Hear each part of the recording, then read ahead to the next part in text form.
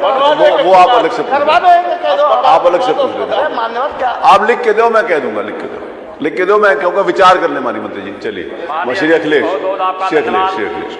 आप मुझे स्वास्थ्य जैसे महत्वपूर्ण विषय पर और स्वास्थ्य विभाग में काम करने वाले चिकित्सक, स्टाफ नर्स, वार्ड बॉय, आशा बहुओं के संदर्भ में पूछे गए सवाल पर और माननीय मंत्री के जवाब पर अनुपूरक करने का समय दिया है।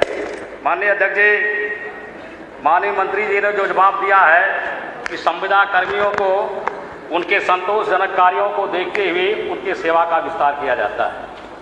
माननीय मंत्री जी, हम पूछना चाहते हैं कि उनके सेवा विस्तार तो आप करते हैं, लेकिन उनके मानदेय में वृद्धि करने का भी कोई योजना आपके पास है कि नहीं। दूसरी बात माननीय मंत्री जी, ये जो आउटसोर्सिंग के कर्मचारी हैं, माननीय अध्यक्ष जी, उनका व्यापक पैमाने पर शोषण किया जाता है।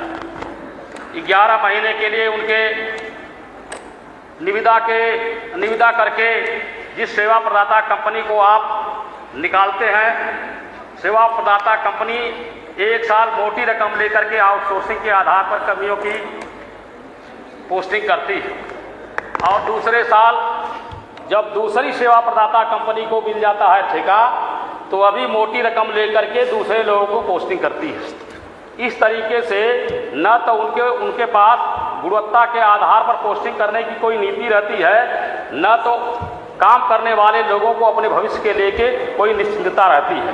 तो इस आधार पर कार्य भी प्रभावित होता है और आउटसोर्सिंग के कर्मचारी व्यापक पैमाने पर सेवा प्रदाता कंपनी के शोषण का शिकार होते हैं। हम पूछना चाहते हैं माननीय मंत्री जी से कि क्या इन आउटसोर्सिंग कंपनियों पर काम करने वाले कर्मचारियों को निश्चित किया जाएगा कि दूसरी सेवा प्रदाता कंपनी को ठेका मिलने के बाद आपका सेवा विस्तार किया जाएगा।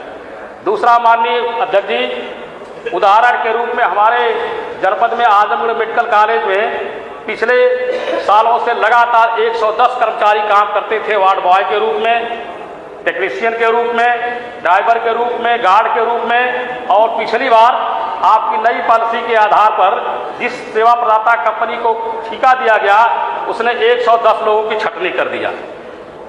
लगभग 7-8 महीने से लगातार वह सड़कों पर घूम रहे हैं, भुखमरी के शिकार हैं, नेताओं के दरवाजे पर जाते हैं, अधिकारियों के दरवाजे पर जाते हैं, आपसे भी मिलते हैं, हमसे भी मिलते हैं। क्या उनके बारे में विचार करके आप उनके पोस्टिंग के लिए कोई निर्देश जारी करेंगे? धन्यवाद। माननीय मंत्री जी। माननीय अध्यक्ष जी, माननीय सदस्य ने जो सवाल उठाया है उस पर हमारी सरकार ने आउटसोर्सिंग के लिए एक कॉर्पोरेशन बनाए जाने की घोषणा की है, वो प्रक्रिया में है। और जहाँ तक 110 गार्डों का सवाल है, ये कोलकाता में एक घटना हुई थी चिकित्सक के साथ। वो सुरक्षाकर्मी जो प्राइवेट था, उसने कुछ ऐसा किया, पूरा देश शर्मसार हुआ था।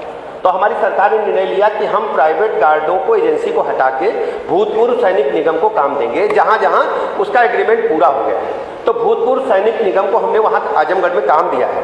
भूतपूर्व सैनिक निगम की आवश्यकता यह है कि वहाँ सेना से रिटायर लोग रखे जाते हैं। वो एक सैनिक निगम एक सरकारी संस्था, सेना के जो जवान होते हैं, प्रशिक्षित होते हैं, वो ऐसा कोई कार्य करने से 10 बार हिचकते हैं। उनको मतलब माना जाता है कि बेहतर काम सुरक्षा का भी करेंगे और एथिक्स का भी ध्यान रखेंगे, इसलिए वो गार्ड टहल रहे हैं। तो आपकी बात जायज़ है, हमने बार बार उनको कहीं न कहीं एडजस्ट करने के लिए कहा है, लेकिन जो सेना के सैनिक निगम के गार्ड होते हैं वहाँ वो एडजस्ट नहीं हो सकते हैं।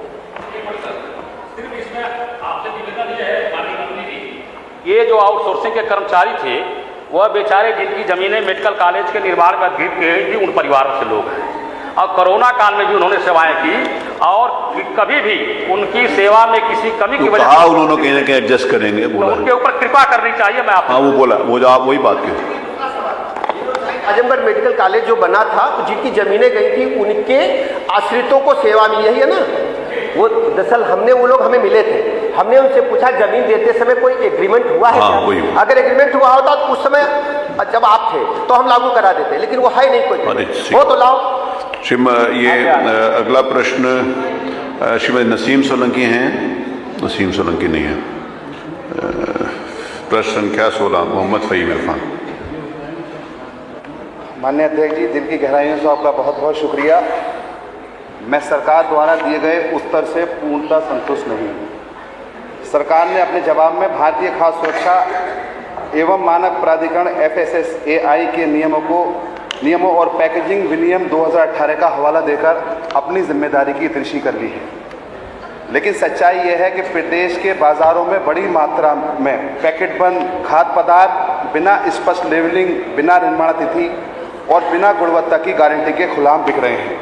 जैसा कि मंत्री जी ने अभी कहा कि अभी माननीय विधायक जी हमारे सभी विधायकों ने क्वेश्चन करे कैंसर को लेकर के, तो उसका सबसे बड़ा स्रोत अगर कोई है तो इस वक्त ये पैकेट वाला फूड है और पैकेट वाला पेय पदार्थ है। उसमें खास तौर पर जो इस वक्त पानी की बोतल्स चल रही हैं, इस वक्त सारी पानी जितना भी चाहे वो कोई